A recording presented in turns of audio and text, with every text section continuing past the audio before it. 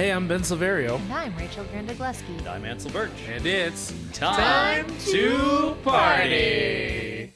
This month's episodes on Kate and Leopold were recorded on April 30th of 2023. We are not doctors. We don't give medical advice. Please drink responsibly. Wouldn't that be, As we go on. It's like everybody's like high school graduation. I mean, it is the same chord projection. It's true. Oh, have you heard the Pocketbook thing? I love that one. He came to my college. The song I was thinking of was Oh, yeah. The actual graduation thing. Fanfare and Processional, I think is what that one's called. Pomp and Circumstance. Is that the actual title? I know that because that is the Macho Man Randy Savage's theme music. Tying it all together. When we played it in band, the top of the sheet music said Fanfare and Processional. Nerd. But before we do actually get into our into the meat of our edutainment, I'd like to present an appetizer. Because we've been talking about how historically inaccurate this movie is for the past two episodes. Is and isn't. That's what's Is annoying and about isn't. it. Yeah, some of the you things know. are really on par, and some of the things they were just like, ooh, we're taking all of the liberties. Different departments committed to different amounts. Yeah, the costume department on it. The writers screenwriters. less so. Yeah. Yes, but as we all know, writers get paid very little. So, you know, they That's got fair. they got paid just enough to care, I guess. Yeah. Because this movie was clearly just a paycheck for a lot of people Everyone. involved. This was nobody's passion project. If it was and you're listening to this podcast, I'm very sorry. Call us. But also, yeah, call us. Come on the pod. and let us know about your passion for Kate and Leopold. Especially if you were the costume designer. I bet you're Oh, fascinating. that would actually be Costume designers are interesting. great. One of my favorite details of costume design recently. So they did Beauty and the Beast live on ABC. Okay. With her, who's a recording artist, and Thank you Josh for Groban. Explaining that, I wouldn't have understood. Yes. Capital her, H yeah. period E period R Okay. period. Yeah. And then Josh Groban. AKA him. But I was gonna make a wrestling joke, but neither of you watch wrestling. Nope. So, but yes.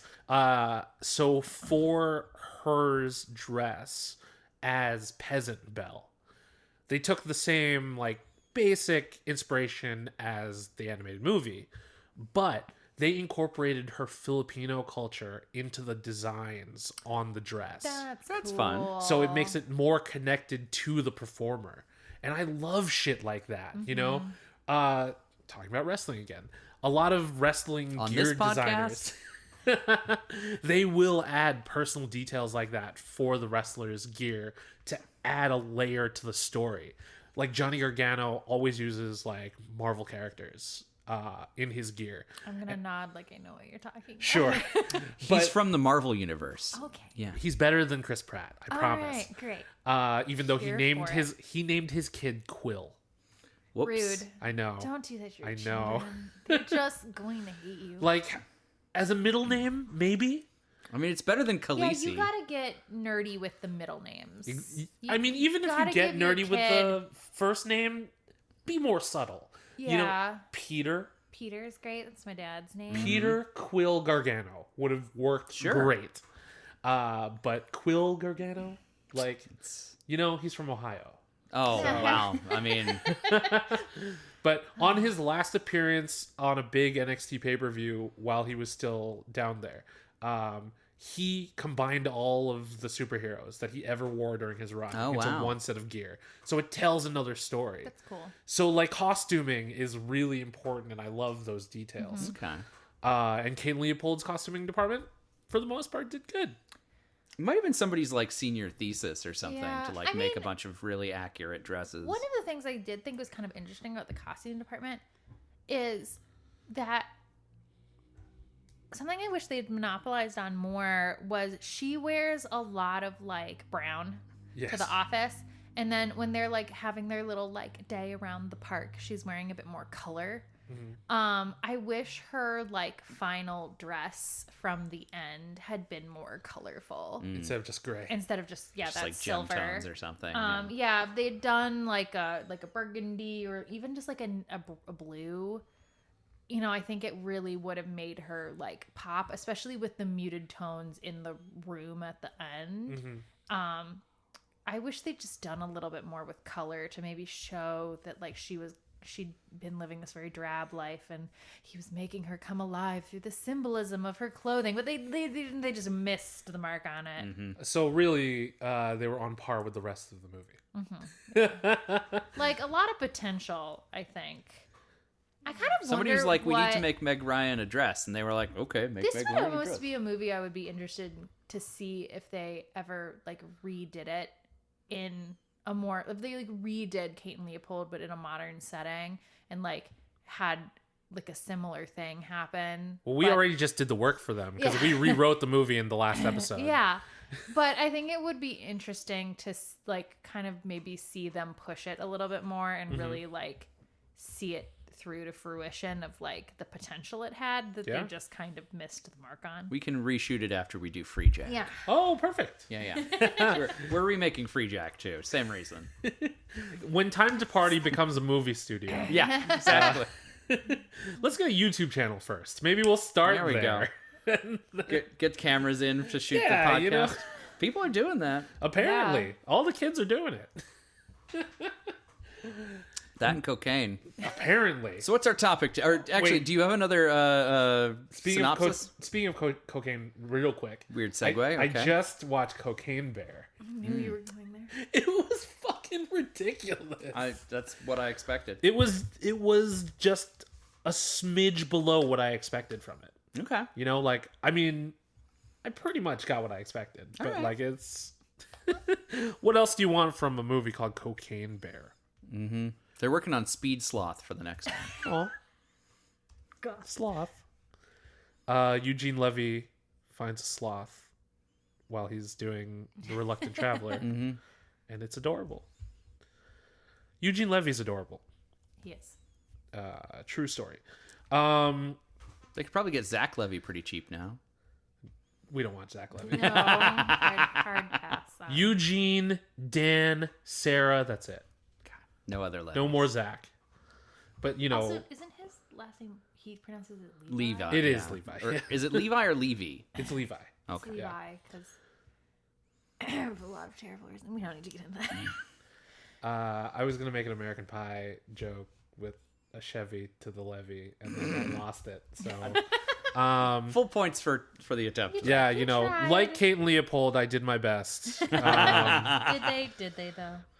You know Well- who's trying hard in this movie? Liv Schreiber. He was putting in a full effort. I believed that character. You believe that he was kind of bubbling, and yeah, no, that sounds about right. So He also just had he ended up having a really nice arc. It was kind of weird. it's much better when he's not the great grandson. Yeah. Yeah, that was a good choice. Good choice for me. Good edit. If you got this far and you're like, what the hell is Kate and Leopold? Congrats, you missed 2 episodes. Yeah. But our friends at Miramax. Well, are they our Oh. friends still? Because of the Weinsteins? Ooh. Yeah, probably not. Because Yeah. technically Harvey still owns Miramax. So those motherfuckers over at Miramax. Yeah. Mm-hmm. Yeah, those assholes who are keeping Dogma away from Kevin Smith. God damn, which is why it hasn't been released on Blu-ray. know. And I want it, damn it. But every time I see the DVD in a store, I buy it. That's Because good. I made Dogma- the mistake of giving away my VHS of it. Oh my god. But giving away is the wrong miss term. I Alan sold it at Taft Price Rickman. Books. Oh.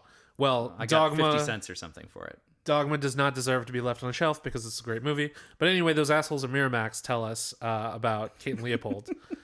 Kate McKay is a modern female executive in New York City whose drive to succeed in a cutthroat corporate world has left little time for romance. When her genius ex-boyfriend discovers a portal to... Very Wow. generous. When her genius ex-boyfriend discovers a portal to travel through time and brings back a 19th century nobleman named Leopold to prove it, a skeptical Kate reluctantly takes responsibility for showing Leopold the 21st century. I don't think Miramax watched the movie. It's given Stuart a lot more credit.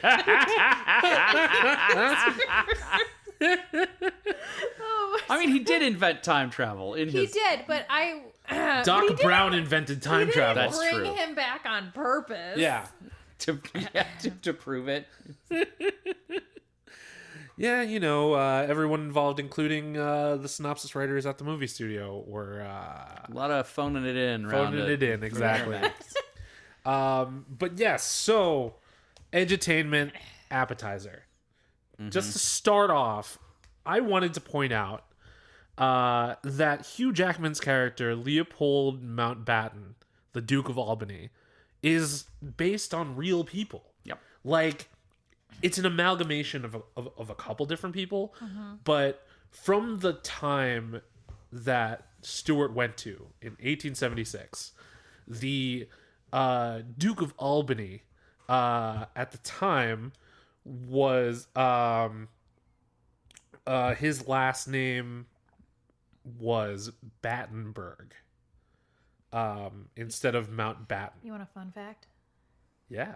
So, a historical inaccuracy in this movie is that they changed the name to Mountbatten because it should have been Battenberg, because that line of the aristocracy was German. Okay. And they changed it during World War II to Mountbatten to sound less Germanic. Yep. The Mountbatten is the name they use now. Yeah, Mountbatten is the name they use now. Oh, interesting. The current royal family is the Mountbatten Windsors, yes?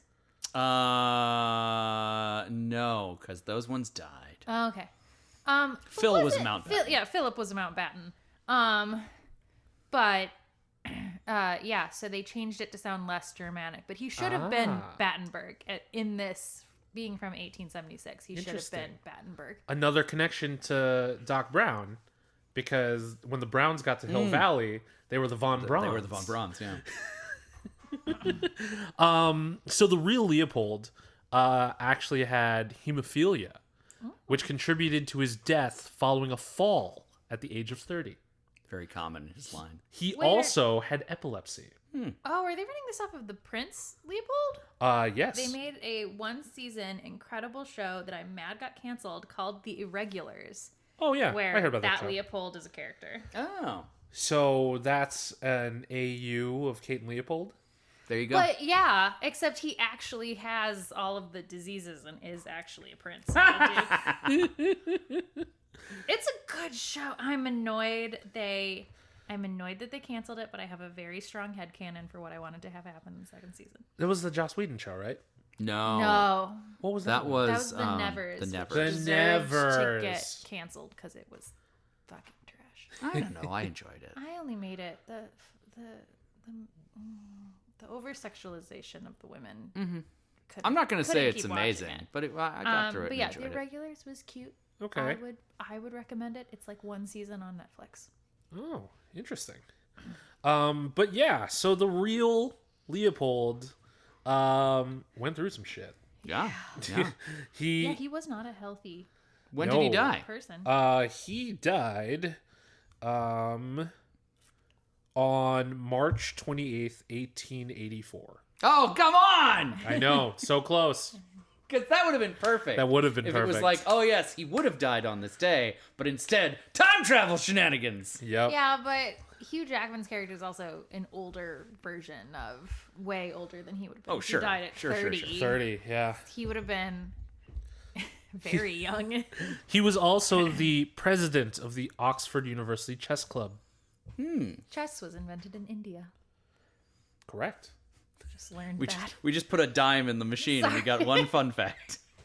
No, I got really excited because I just learned that fact because I read a book where they talk about the invention of chess being in India, and I was like, is that real? And it totally is. And I was like, that's the best part of this book. I don't know why I knew that, but I did know that. Yeah, no, I didn't know it. For some odd reason, I thought it probably came from, because I know there's like a very similar Viking game to chess, and I kind of assumed that it came from like There a are more... a bunch of similar games that that sort of developed anonymous or independently. That's the word I wanted. There's a similar game in Egypt. Very cool.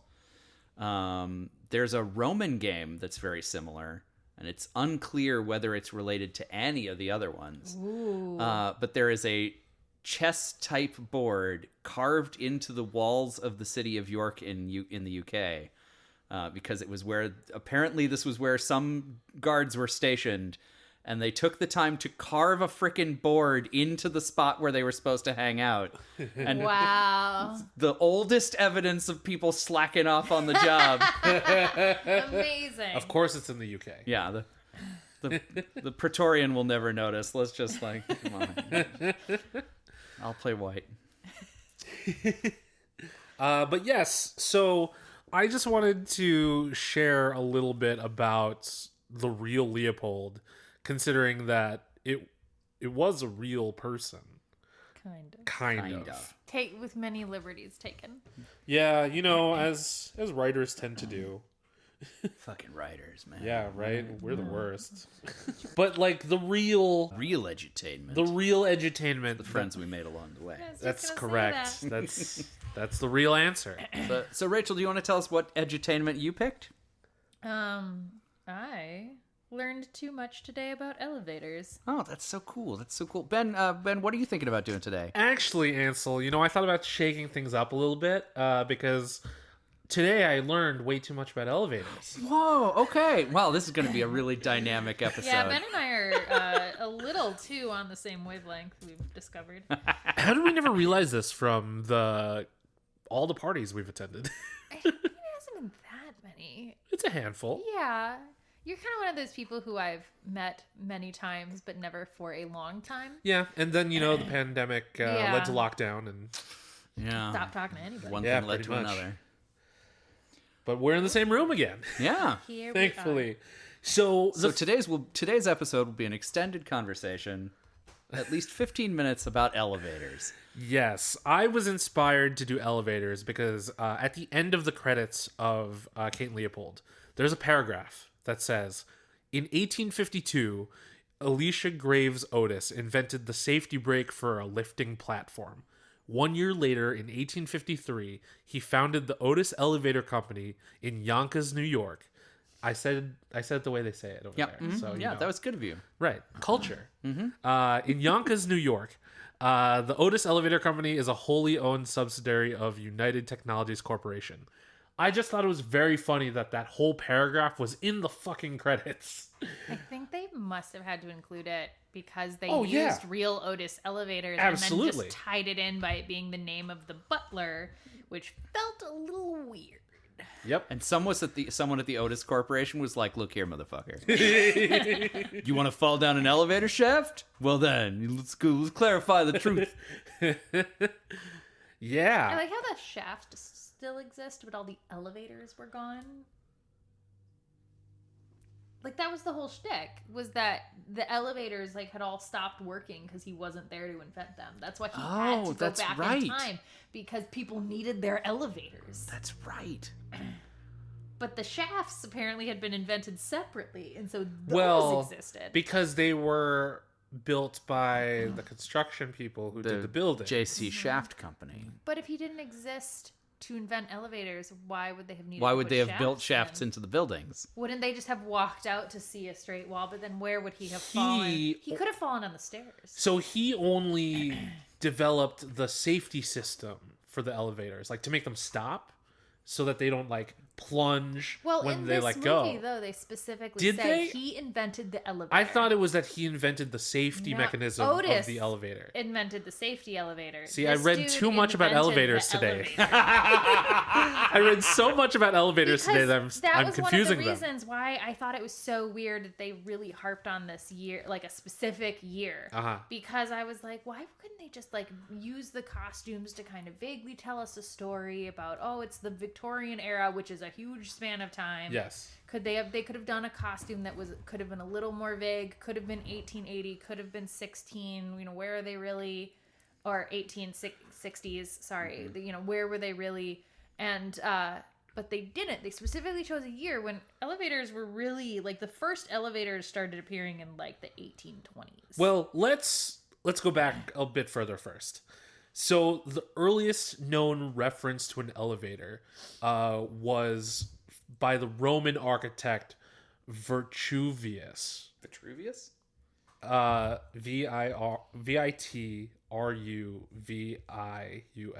Yeah, Vitruvius. Vitruvius, who said that Archimedes built the first elevator in 236 BC. Okay. That would have been a grain elevator based on a screw, right? With hemp rope and animals pulling it. Yeah. And then most of the modern elevator was really the led uppy by the downy need get in a box to get elevator. stuff out of mines. Oh, that makes sense. It was invented to pretty much haul coal and lumber up steep hillsides, especially coal. So if you've been to the Museum of Science and Industry and ridden in the unnecessary fear ride that is the elevator, kind of horrifying. But the first human-powered counterweighted personal elevator, so the one meant for people, was built in 1743 for King Louis XV of France in Versailles. So he could go up to his mistress's apartment, one floor without above doing him. the stairs. Yeah, one floor. Hey, if you're the king of France, why not? How many floors did Barbie's dream house have? Because she had an elevator too. 3? Okay, I thought it was 2. We'll have to call Nicole, who did the Barbie dream house episode. Yeah, right. That scans. I don't know if she went up or down 1 or 2. And then Otis invented the safety elevator in 1854. So is that when it sort of became more available to the masses outside of industrial purpose? Actually, 1854 was when Otis introduced it to the world, right? Specifically the safety elevator. Yes, exactly. The way he did it was with a death-defying demonstration at the Crystal Palace. That's the 1850s. That's how you do it. Yeah, because basically the issue with elevators, why people didn't want to use them for anything other than industrial purposes, is that they were death traps. I mean, Yes. that makes sense. I feel like if people started, if elevators started just like falling out of nowhere, I wouldn't want to get in one. And so what Otis did that was so revolutionary was he invented a way to prevent them from just plummeting to the ground if the rope broke. Well played, sir. That's a good call. I'm no engineer. Can you explain how that mechanism worked? From the notes I have, it says Otis's invention included a special braking system that would engage if the hoisting rope broke, preventing the elevator from falling. And this made elevators much safer and allowed them to be used in more places. And that Otis is still today one of the world's leading elevator manufacturers. It doesn't say how he did it, but from my basic understanding of elevators, basically I believe what he did or something similar, or what they use now, is that there's a cable that pulls. I don't know why I'm doing hand signals for a podcast. It helps you. It helps you cables picture that it. up and lower the elevator, and then there are also cables along the sides. And so if the top cable snaps, it like clamps onto the side cables. Okay. As we've seen in the great documentary Die Hard. Right. And then I think historical at one point, document. I Yes. read somewhere else that at one point another system was used where basically they put floors in, so it would get pulled up, but there would be like a thing that would close after it on each floor. Oh. Like a little door would automatically close, so if it fell, you would only fall onto the door that's below cunning. you, Oh. and you'd be stopped. And then there was like a opening for the pulley to keep going up. So does that? So that was another various safety. That was a different manufacturer's gonna say, safety protocol at one Did point. that just break a lot or something? It seems like that there must have been a reason. Yeah, I think maybe the timing and getting the doors closed could have probably been an issue in the long term. Yeah, that seems like a lot of moving parts. The first recorded use of an elevator in a building was in 1884, which was installed in the Eiffel Tower. Oh. However, it is generally agreed that the modern electric elevator was invented by a German man, Werner von Siemens. Siemens? Siemens. Yeah. Yeah, probably Siemens. Siemens. Yes. Yep. Like the motors. Which he received a patent for his design in 1880. So I'm actually more leaning towards that is who they're pretending, even though they used the Otis name, that German guy is who they're pretending Leopold is. Montbank. Or Mountbatten. Yeah. It's the whole name switch again. Yeah. And his, where was it that I read more about what his specific elevator. I don't remember what was special about his. Yeah, but his was just the modern. His was an electric elevator as opposed to like manual pulleys and systems. And stuff. Okay, interesting. I also read something about the fact that for a really long time people didn't trust elevators without operators in them, but there was like a strike of elevator operators in the 1840s, which actually led to them being phased out. Interesting. Because people felt safer if there was an operator. Well, that was also probably during that transitional period where they still had the like handbrake crank thing in there, as opposed to the button. Because you do have to. I don't know if you've ever had to do one of those handbrake elevators, but man, timing that thing out to hit the floor right, not easy. Oh, really? Oh yeah. Our the freight elevator in one of the office buildings I worked in had one of those, and did not nail it, let me tell you. Don't know why the maintenance guy was like, yeah, you got this. I was like, I don't got this. Apparently 1859 was the first passenger elevator was installed in a New York City department store. Wait, what year? 1859. Back when it could still fall and kill you all, yeah. Well, my research said 1857. But, interesting. In Eder v. Hotwout's department store in Soho, it was only 5 stories. So if you fell. Yeah.